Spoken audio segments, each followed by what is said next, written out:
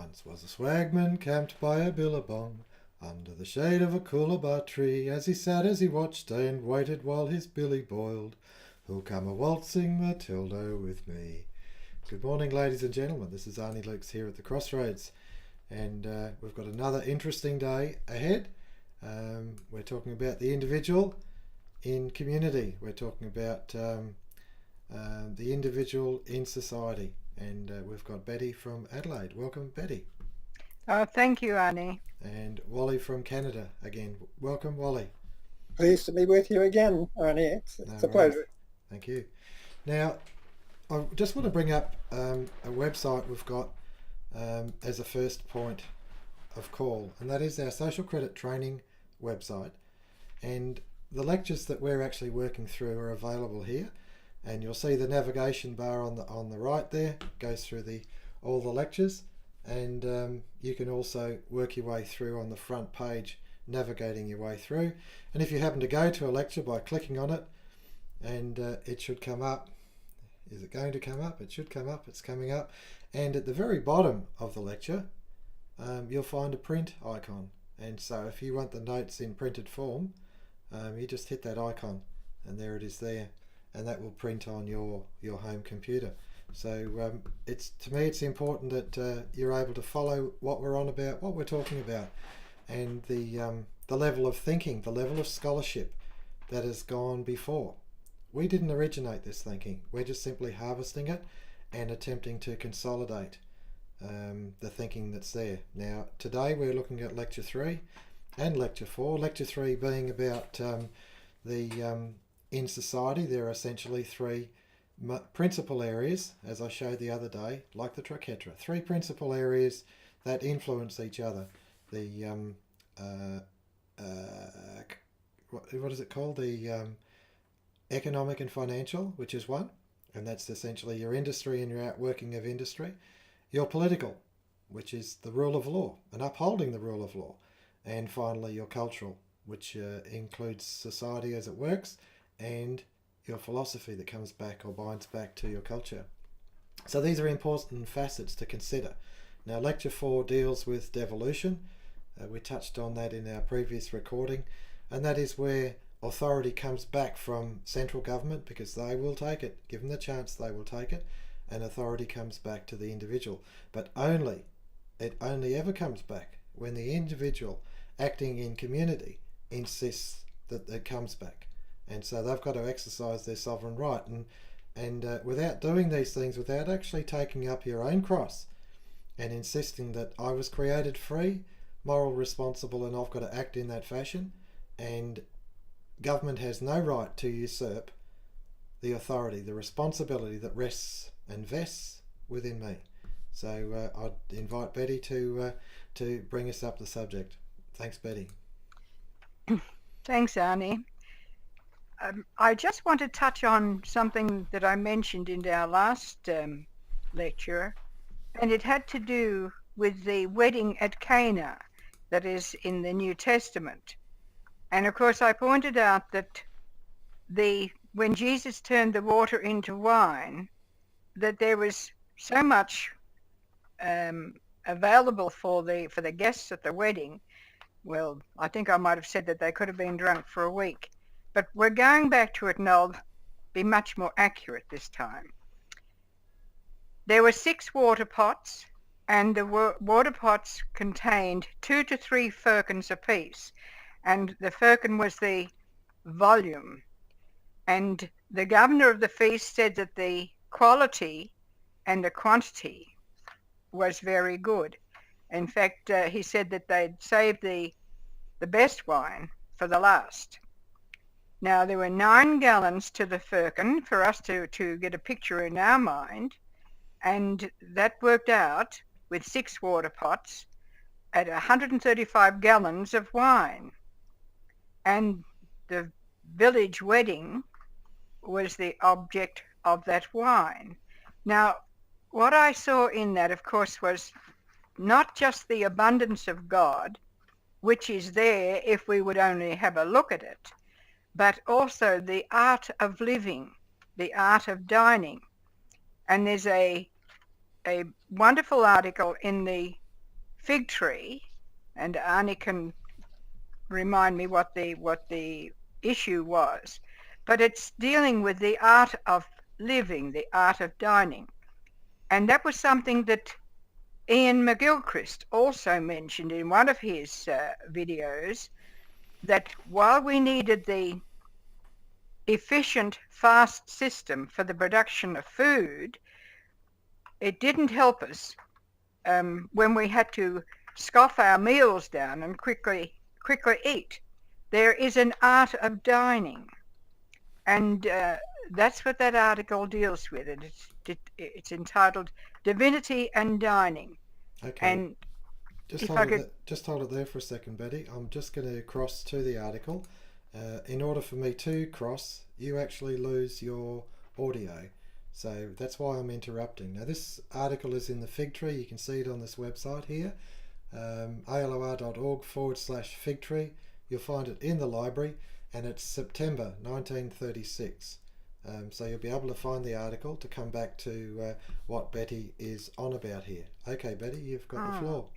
well, just to continue with that, if you think about how the systems have developed and progressed over the years, in the last 2,000 years, there was no such thing as a tractor or the machines that are used in wine producing countries now. But to get an idea of what I mean by the art of leisurely living, think about the series Downton Abbey. And that's where the main family, of course, with their guests, they would be waited on, but they understood what was the leisurely life. They were enjoying it.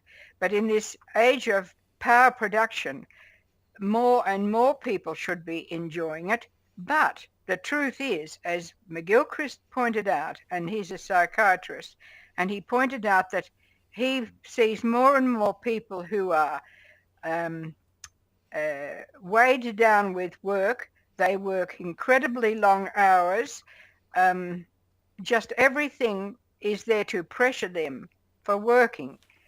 Where's the age of leisure as a result of this power production age?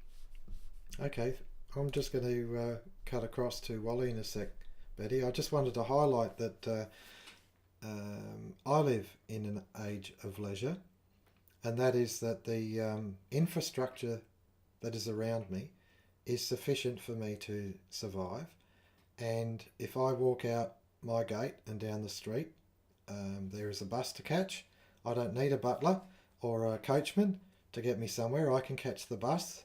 If I go to the tap, I turn that on and there's water there, so I don't need and if I go to a certain outlets, whatever, I might be able to pick up my milk and bread, so I don't need a baker. But they actually allow me, if you look at the physical world, the age of leisure is in front of our eyes. The issue is, when you consider it, how do I actually get access to it? And this is where the blinkers are on us, because if we don't look at this question of credit creation, the money system, we're blind to this age of leisure. Now, Wally Klinck. Yes, that's right. You mentioned the fig tree. The fig tree was a special intellectual journal published during Douglas's period, and for a short time after his death, which was in 1952. And it is a really rich source of information with regard to social credit and related matters. It's something that anyone who's seriously interested in social credit definitely should access, because it's an invaluable source of information and inspiration. Certainly, people like Dr. McGilchrist, their specialty is in psychology and how human beings react to their environment and so on. And he's certainly struck upon a very critical aspect of that, because the advancements that we make as a civilization and our improvements of efficiency and so on should redound to the quality of our life. It should actually improve the quality of our life, which means releasing us into a cultural environment. We have, if we're simply forced more and more to be mere functionaries or cogs in a system, that is not cultural, that is slavery. And if we are forced to do additional things in addition to what we've already achieved before we can actually enjoy the things we've already achieved, that means we're on a treadmill. And that's exactly what we are, because we are trying to serve rising prices and the increasing debt that we are forced to go into in order to buy the things that we produce, in order to acquire these things. And it simply means that we are forced to do things which are less truly relevant to the quality of life, and not only less truly relevant, but actually wasteful and destructive, because we're on a treadmill and we're just being forced to run faster and faster to serve the artificial needs of satisfying these completely, literally fraudulent debts that have been created because of a serious error in the financial accountancy system. Thank you for that, Wally. That's an excellent summary of where we are and why we're confused, because we're not actually looking with our eyes open, and it's most important that we do. I'll bring up the debt clock in a minute. We've used it a few times in the last few recordings, and it's relevant because it hasn't gone down. It continues to go up, and we've added another few more billion to it. Betty Lukes. Well, I had a great time in going back into the fig tree and just checking on the figures for the wedding in Cana, and it made me. I remembered that, that it says very clearly that the social credit objective is to liberate the real human person, the real human purpose. What is man for? And if you're wondering who C.H. Douglas is, well, let me point out that he is such a man that he thought in 3 fields at the same time. He thought in religion and philosophy, and I'll come back to that in a minute. He thought in practical economics, and of course the energy or the will to movement. Because if you go back 100 years, this understanding that there was a dynamics that needed to be tapped into, the dynamics of the people needed to be tapped into, is where this is becoming clear to the early social creditors. And if you think that I'm emphasizing too much this idea of religion, let me point out that the original meaning of religion, when it was translated from the Latin into the English, the Latin term religare has the idea behind it of the tendons binding together 2 bones, the joints of 2 bones, so that there is action. And so I think of ones like Bob Hawke, who in his 100th anniversary speech to the Fabian Society, that's former Prime Minister Bob Hawke, in his speech to the Fabian Society, said that he believed he had changed the direction of Australia so much that it could never be brought back on track. Now, as far as I'm concerned, Bob Hawke, with his beliefs in the Fabian beliefs, is pointing out that's his religion. If you go back to the original meaning of the word, he may not have believed in a supernatural being, he may not have believed in a spiritual realm. Those things he may not have believed, but he certainly did believe in the philosophy of Fabianism. And if you want to read a good book to understand how Fabianism was seen, how it grew, and the results of Fabian, go to Malcolm Muggeridge's the great liberal death wish.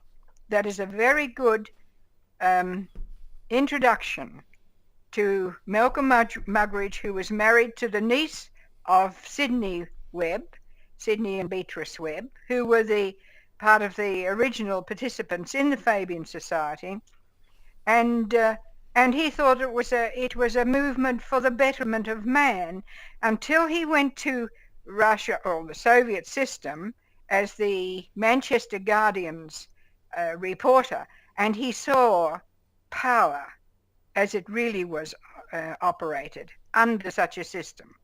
And he realized that this idea that Fabianism was for the good of mankind was not.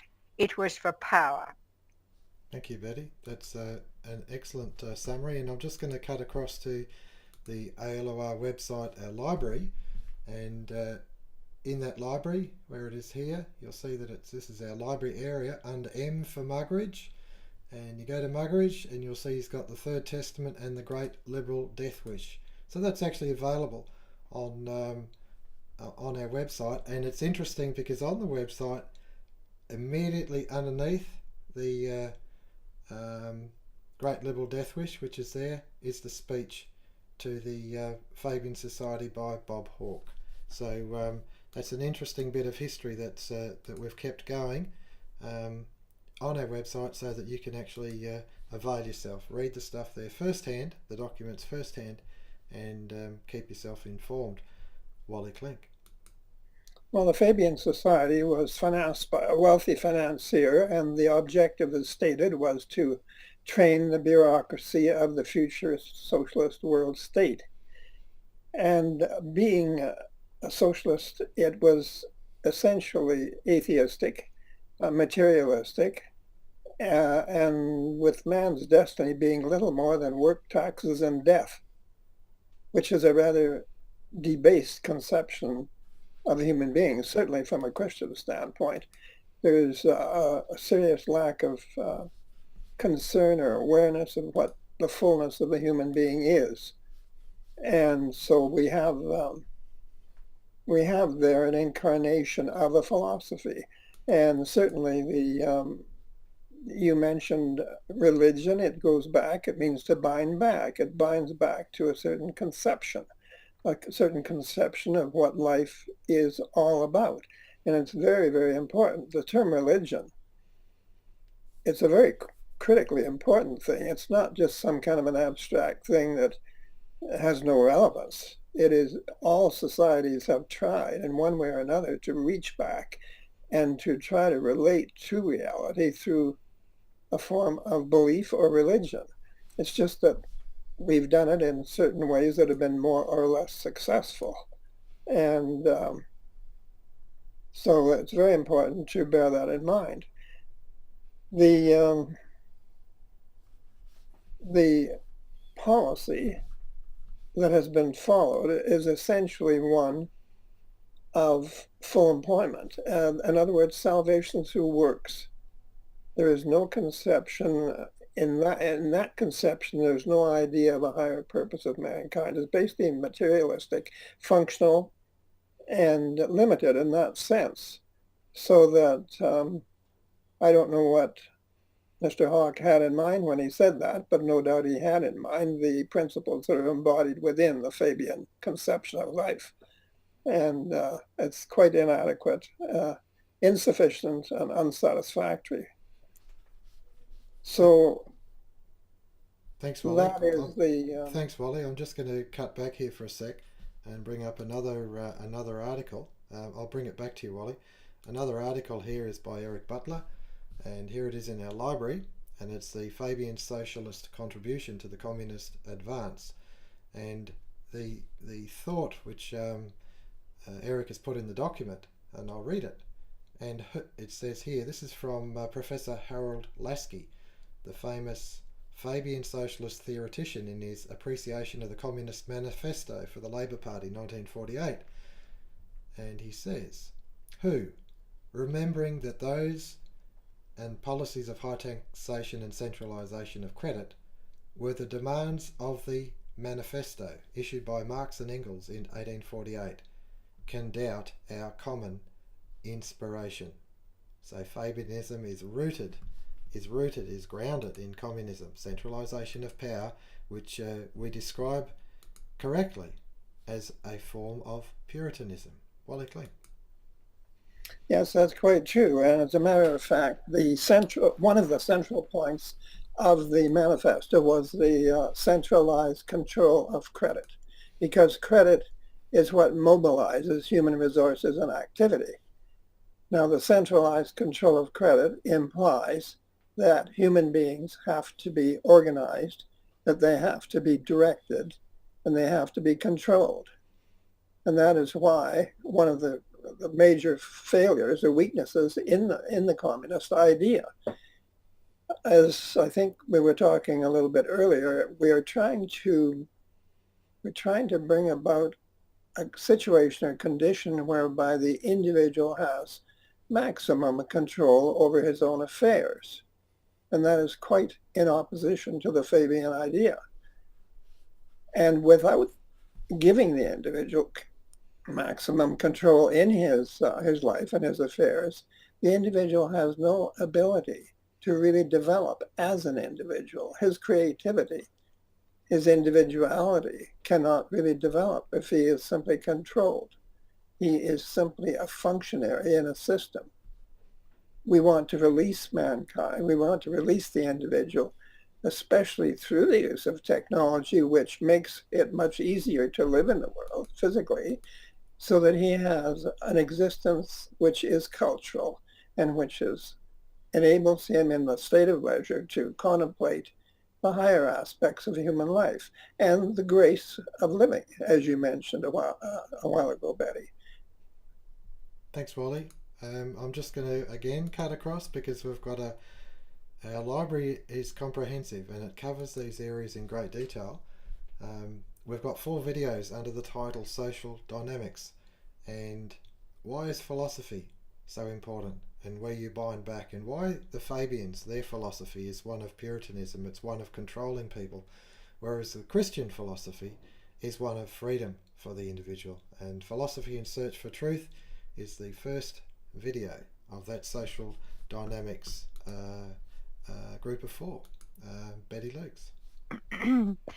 I was reminded of Dorothy Sayers' book, The Mind of the Maker, where she points out that you go back in history, and history is so important, but you go back in history, and when the idea of evolution was first cast abroad, many Christians who had in their mind's eye the concept of God as that old man with the long beard in the sky, they were horrified at this idea that wasn't how God created the world, or we'll say what the early chapters of Genesis say. And so they were lost in a sense. And Rudolf Steiner, who is a person that Owen Barfield, I mention these, like Owen Barfield was part of the Inklings, the group that would meet such people as Tolkien and Barfield and C.S. Lewis, people like this who would meet regularly and discuss these matters. And Barfield pointed out that Steiner had noted, and he was actually part of the Workers' Educational, I can't think of WEA, I can't think what the third word was, but he was part of that. And Steiner noted that people chose the class warfare as their religion. They chose socialism as their religion over and above what Christianity taught them, or what the churches of the time taught them. So it was a social time bomb, you could say, because when you look at the what I see of the Christian churches now, they're in a mess, and it seems to me that they need to come back on board, come back and start to look again at these fundamental principles. For instance, what is the meaning of religion according to what came through the Greeks and the Romans and then the early Christian church. Start with that. Surely that they are trying to bind back to reality. And a book that Owen Barfield wrote on this subject for me was History in English Words. It's an eye-opener, because what he does is to show the development of history through the languages, and he this idea of evolution. You have to take into account the evolution of consciousness, the evolution of the development of the individual person, the personality. There's all these things to take into account. And I'll just make one more note on that. I see that there is a, what do you call them, a rugby player here in Australia who's a devout Christian who has come out criticising homosexuals and saying that they're going to go to hell. And of course, all hell's broken loose in that field, because the sponsors, the main business sponsors and all that, are saying they're not going to sponsor the rugby team, whatever. And that to me is beside the point. It seems to me that it would be good for them to ask the question, where, and I'm thinking of Christians in this sense, where is hell? Where is hell? Because it's not under the ground as it was taught 2,000 years ago. I thought it was a very good article or book by Roderick Tweedy, The God of the Left Hemisphere, because what he has done, certainly has done for me, is to break open the writings of and the poetry of William Blake, who was the late 1700s, early 1800s. And to me, he broke open the importance of understanding where is hell. Thank you, Betty. I'm going to cut across again to our library, because I'm going to just highlight some other treasures we have there. Now, under Owen Barfield, The Economics of Douglas and Steiner. And you can click on that link and it will take you to there. And there are other Barfield books out on the internet, and if I get my hands on them in PDF form, I will put them on in our library.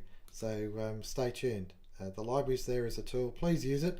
It's rich in resources. Wally Klinck.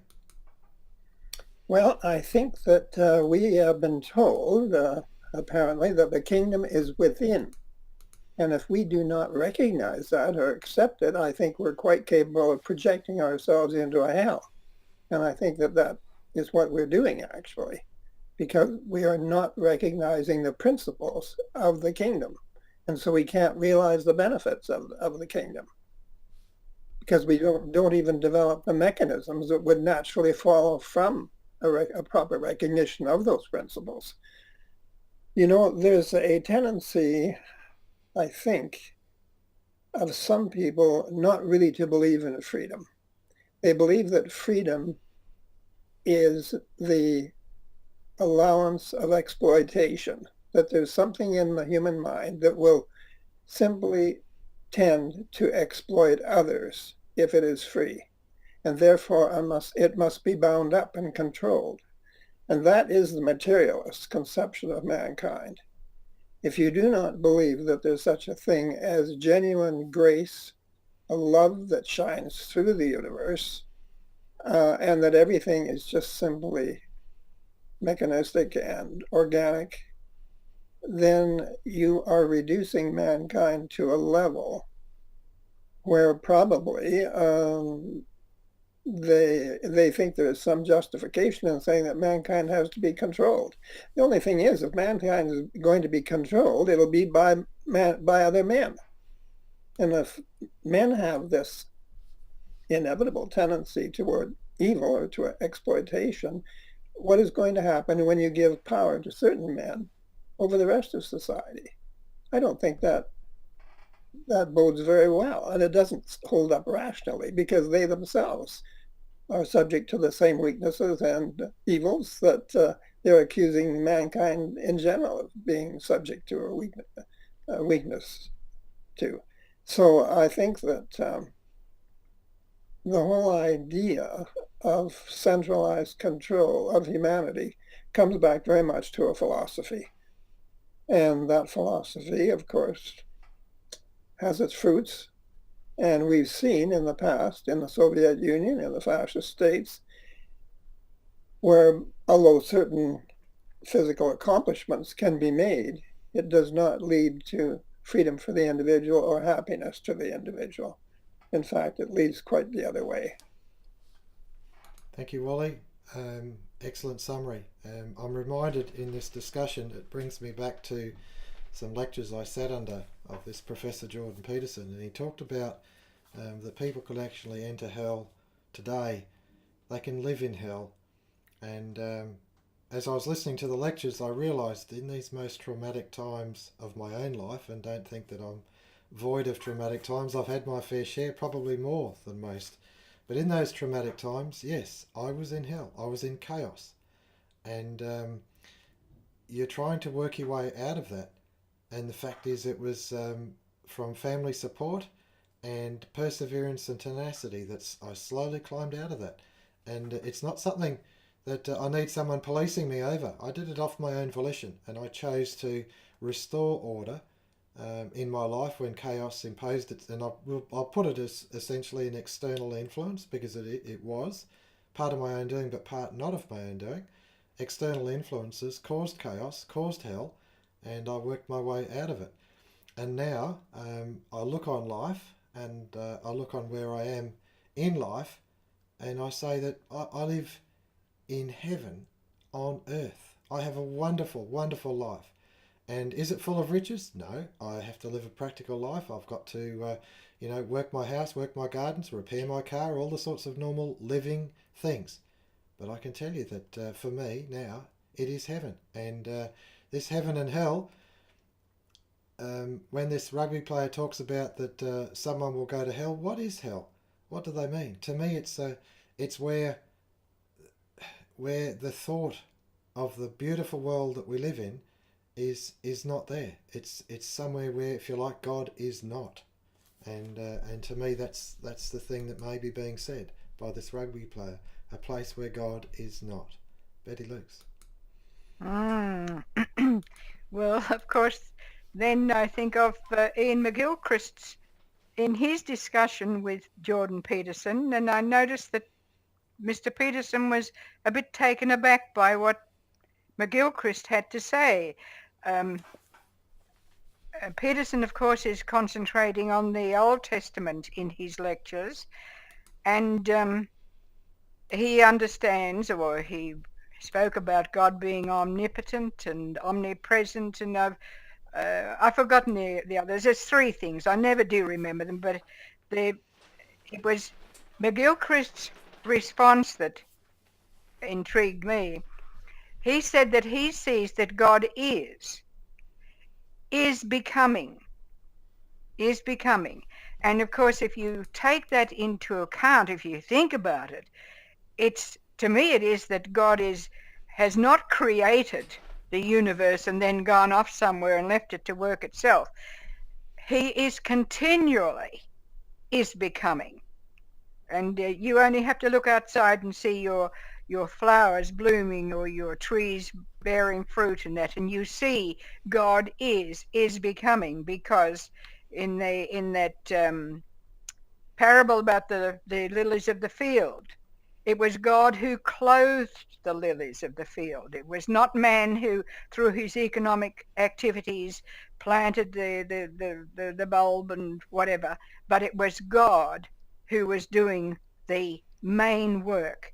And that to me is the importance of understanding God is becoming.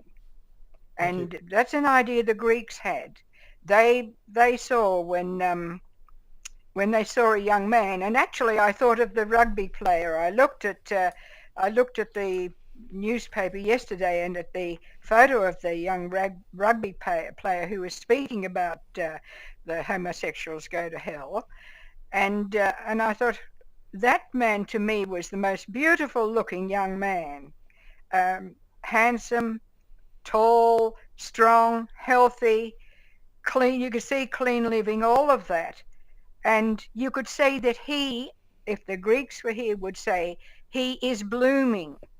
He is blooming. He's in that part of his life where he's blooming. The Greeks were not interested in what happened after that, and it was the Romans, of course, who then began to talk about the plant finally dying and them listing them, and so science went on. But to me that was the same thing as when Eric spoke about science. Science studies what was, not what is, what was. And that to me is, I can see that. And I would think of that young fellow, and I would point out, now, I don't personally know any homosexuals, but I have heard from my young people different stories, and all I can say is many of them are already in hell. And not just they're in hell, but their parents are in hell, or their wife is in hell, or partner, or whatever, because it's not just the homosexuality, it's the drugs, and it's the living and whatever. And don't tell me that that's not hell now. Thank you, Betty. I appreciate that, and that's exactly right. And I've seen it firsthand. One time I was in Melbourne as a young bloke, and we went into a house for whatever reason, and there were we called them skag freaks. They were heroin addicts, and they had tracks up their arm, the bruising from the needles up their arm. And if they weren't living like rodents, I don't know what was. It was such a pathetic sight to see. Human beings who'd brought themselves to that level. And of course the scourge of today is ICE and whole communities. I've spoken to people who live in small towns in central Victoria, and I don't think it's just there, it's everywhere, but central Victoria, and they're struggling to find an adult who is not on ICE, an adult in the whole community of a town. And that's just, where are we going? You think, you read and hear about the problems in the Aboriginal communities with their issues. We've got exactly the same in ours. It's an absolute mess, and heaven and hell is right at our doorstep. So where they go, what they do, the choices we make, it's not just sexuality here. It's so many other choices can send us to hell so quickly. Wally, Klinck. Well, that's the case. I think that to the extent that we are apart from reality in its fundamental sense, we are in hell. Because if you have an absence of good, you're left in a void. And that is a state of confusion, despair, without direction, without satisfaction, without meaning. And that strikes me as hell. And I think there is such a thing as being in hell on earth. Yes. I agree with you very, very much in that, if that's what you're saying, and I think it was. So we have to seek an attunement with the fundamental universe, the prevalence of God throughout the universe. As you say, God is becoming, he was, he is, and he will be. But for us as human beings, we only have one moment of existence, and that is the ever-present now. And we have to live in the now and seek the truth every moment of our lives. If we seek it, we're told we'll find it. If we're not seeking the truth, if we're just floating, we're lost. Thank you, Wally. most profound. Beautifully said, beautifully spoken. Thank you for that. Betty, I'm going to cut to you. Thanks, Betty. Well, the last thing that I've got to say, Arnie, is we certainly where we can influence the political field, then the people must take up their responsibility, and they must themselves exercise that power and stop just avoiding responsibility and letting the power structure do what they want with our nation and our lives. Thank you very much. An excellent summary, Betty. That's right. I know I'm barking on about it and I keep going on about it, but of course it does. It comes back to the individual choosing. And you and I need to choose. I choose. Do you choose? Do I choose? Do you choose? This is where it's at. Wally Klinck, final comments, please. Yes, absolutely. We must accept responsibility for our personal affairs and for our social responsibilities as well, our activities, our needs, and so on, because that is part of our actual life. And there is a great satisfaction and fulfillment to be realized when you do exercise responsibility and when you actually do achieve results. It's a feedback mechanism, and it should strengthen your sense of responsibility and your ability to carry out on that level. So it's absolutely essential to the nature and of human life, the human personality, and the development, expansion of the human awareness. It's absolutely essential. If you're going to give up, if you're going to hand over responsibilities for your life to some external power, you are going to do yourself very serious and eternal damage because you've lost part of your being. Thank you, Wally. That's a beautiful summary.